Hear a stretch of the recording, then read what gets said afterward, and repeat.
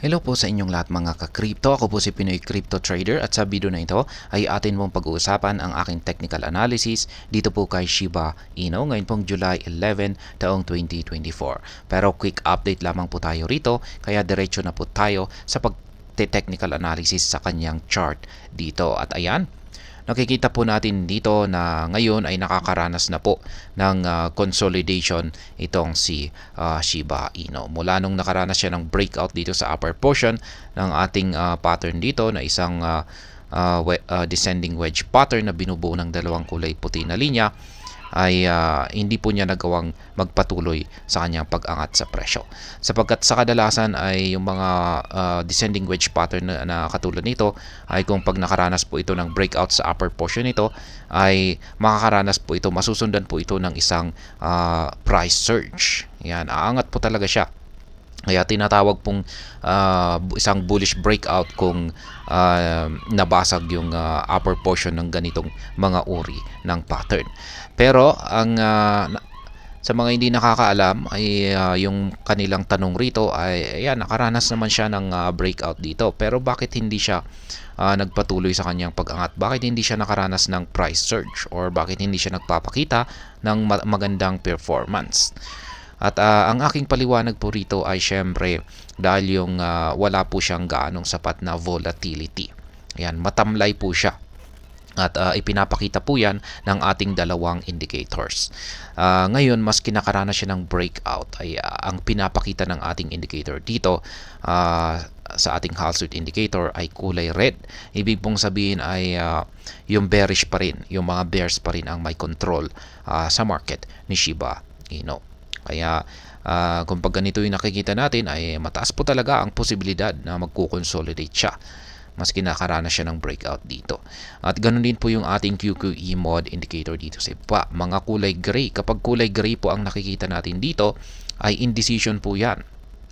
Yan, or ang nangyari rito ay parang may nagkakaroon po ng matinding labanan ang persa ng mga bulls at saka mga bears.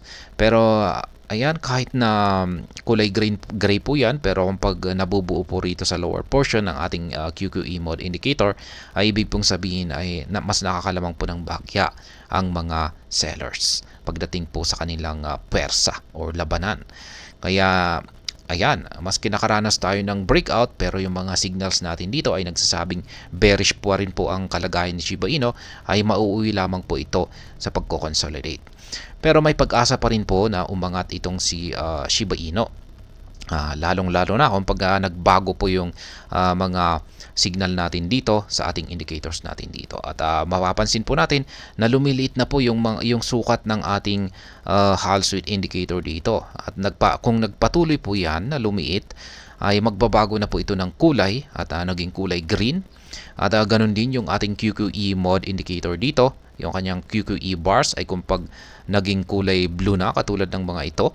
At ayan, ganyan kanyang binubuo na QQE bar formation at nagkatugma ito sa ating Hallswitch indicator, ay sa tingin ko ay dito na po mag-uumpisa na umangat itong si Shiba Inu.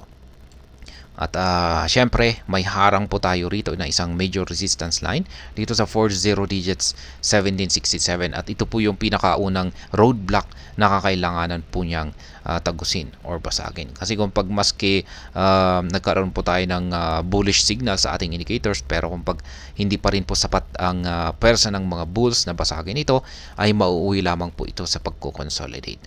Kaya ayan, kailangan po na sa madaling salita ay kailangan po na magbago yung mga indicators natin dito na kung saan ay magpapakita ang mga ito ng bullish signal, at kailangan po na mabasag nila ang isang matibay na major resistance line dito bago magagawang akyatin ni Shiba Inu ang ating pinaka price target dito na nandito po sa presyong 40 digits 2772.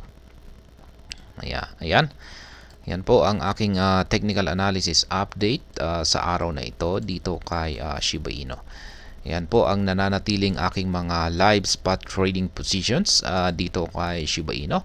Meron po akong 4 na mga sell pending orders or take profit na nakatapat po sa mga resistance levels natin dito. Yung mga price levels na ito ay dyan po na rin po mismo nakaset ang mga aking mga sell pending orders. At ganun din po ang ating dalawang buy pending orders dito sa iba na nakatapat naman po sa mga major support line natin dito sa ibaba.